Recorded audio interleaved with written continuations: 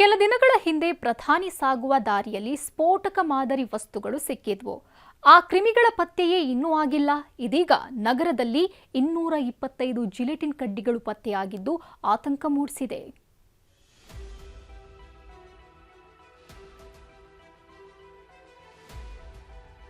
ನಗರದಲ್ಲಿ ಭಾರೀ ಪ್ರಮಾಣದ ಜಿಲೆಟಿನ್ ಪತ್ತೆ. ಅಕ್ರಮವಾಗಿ ಜಿಲೆಟಿನ್ ಸಂಗ್ರಹಿಸಿದ್ದವರ ವಿರುದ್ಧ ಕೇಸ್. ಒಂದಲ್ಲ ಎರಡಲ್ಲ 200ಕ್ಕೂ ಹೆಚ್ಚು ಜಿಲೆಟಿನ್ ಕಡ್ಡಿಗಳು, 50ಕ್ಕೂ ಹೆಚ್ಚು ಡಿಟೋನೇಟರ್ಗಳು, ಯಾವುದೇ ಅನುಮತಿ ಇಲ್ಲದೆ ಅಕ್ರಮವಾಗಿ ಸಂಗ್ರಹಿಸಿದ್ದ ಸ್ಫೋಟಕ ವಸ್ತುಗಳನ್ನು ಅವಲಹಳ್ಳಿ ಠಾಣೆ ಪೊಲೀಸರು ವಶಕ್ಕೆ ಪಡೆದಿದ್ದಾರೆ. ನಗರದ ಹೊರವಲಯದ ಯರಪ್ಪನಹಳ್ಳಿಯ ವಿಧಾನಸೌಧ ಲೇಔಟ್ನಲ್ಲಿ ಈ ಜಿಲೆಟಿನ್ ಪತ್ತೆಯಾಗಿದೆ. ವೆಂಕಟೇಶ್ವರ ಗ್ರಾನೈಟ್ಸ್ ಎಂಬ ಕಂಪನಿಯವರು ಅಕ್ರಮವಾಗಿ ಕಲ್ಲು ಕ್ವಾರಿ ನಡೆಸುತ್ತಿದ್ರು. ಕಳೆದ ವರ್ಷ ಲೈಸೆನ್ಸ್ ರದ್ದು ಮಾಡಿದ್ರು.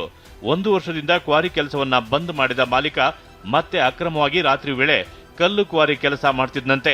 ಈ ವಿಷಯವನ್ನ ಸ್ಥಳೀಯರು ಅವಲಹಳ್ಳಿ ಪೊಲೀಸರ ಗಮನಕ್ಕೆ ತಂದಿದ್ರು. 4ನೇ ತಾರೀಕು ಈ ಬಗ್ಗೆ ಪೊಲೀಸರ ತಂಡ ದಾಳಿ ಮಾಡಿದಾಗ 225ಕ್ಕೂ ಹೆಚ್ಚು ಜಿಲೆಟಿನ್ ಕಡ್ಡಿ, 50ಕ್ಕೂ ಹೆಚ್ಚು ಡಿಟೋನೇಟರ್ಗಳು ಪತ್ತೆಯಾಗಿವೆ.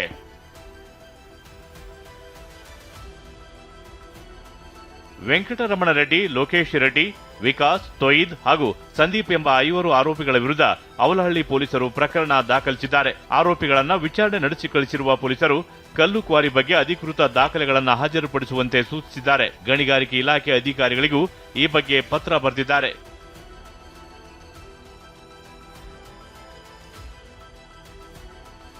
ಏನೇ ಹೇಳಿ, ಪ್ರಧಾನಿ ಸಾಗುವ ದಾರಿಯಲ್ಲಿ ಸ್ಫೋಟಕ ಮಾದರಿ ವಸ್ತು ಸಿಕ್ಕಿದ್ದು ಇಲ್ಲಿ ತನಕ ವಸ್ತುಗಳನ್ನು ಇಟ್ಟಿದ್ಯಾರು ಅನ್ನೋದು ಪತ್ತೆಯಾಗಿಲ್ಲ. ಈ ನಡುವೆ ದೊಡ್ಡ ಪ್ರಮಾಣದ ಜಿಲೆಟಿನ್ ಪತ್ತೆಯಾಗಿದ್ದು ಇದನ್ನೆಲ್ಲ ಮಾರಾಟ ಮಾಡಿದ್ಯಾರು ಅನ್ನೋದೇ ಪ್ರಶ್ನೆಯಾಗಿದೆ.